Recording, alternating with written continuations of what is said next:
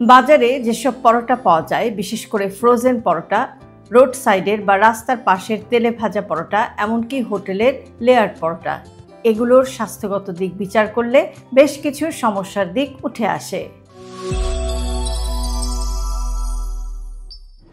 বাজারের পরোটা আসলে কতটা স্বাস্থ্যকর? পরিমিত তেলের ব্যবহার হয় না। অধিকাংশ ক্ষেত্রেই বাজারে যে সমস্ত পরোটা পাওয়া যায় সেগুলো ভাজা হয় বারবার ব্যবহার করা অনিরাপদ এবং পুরনো তেলে। এগুলোতে টক্সিন এবং ট্রান্স ফ্যাট থাকে, যা লিভার এবং হার্টের জন্য ক্ষতিকর। ময়দা দিয়ে তৈরি। অধিকাংশ ক্ষেত্রে পরোটা তৈরি হয় সাদা ময়দা বা রিফাইন্ড ফ্লাওয়ার দিয়ে। এগুলো ফাইবার শূন্য এবং রক্তে ব্লাড গ্লুকোজ বা শর্করার পরিমাণ দ্রুত বাড়িয়ে দেয়।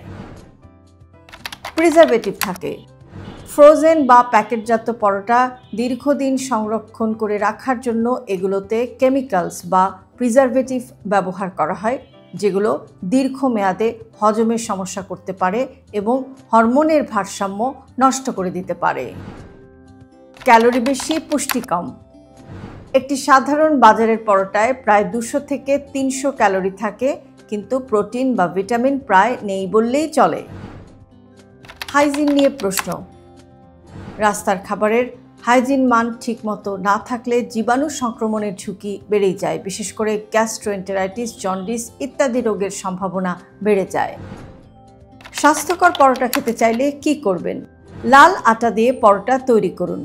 লাল আটার সাথে যোগ করতে পারেন ওটসের গুঁড়া। পরোটা ভাজার জন্য সামান্য অলিভ অয়েল ব্যবহার করুন এবং পরোটা পরিবেশন করার সময় বা খাওয়ার সময় এর সাথে যোগ করুন 1 বাটি মিক্সড সবজি, ডিম এবং সাথে রাখুন সামান্য টক দই। এভাবেই তৈরি করা যেতে পারে একটি পরিপূর্ণ স্বাস্থ্যকর খাবার। শেষ কথা, মাঝে মধ্যে খাওয়া যায়, কিন্তু রোজকার নাস্তা বা রাতের খাবারে বাজারের পরোটা বেছে নেওয়া একেবারেই স্বাস্থ্যসম্মত নয়। কমেন্ট বক্সে আপনি আপনার মতামত আমাদের সাথে শেয়ার করতে পারেন।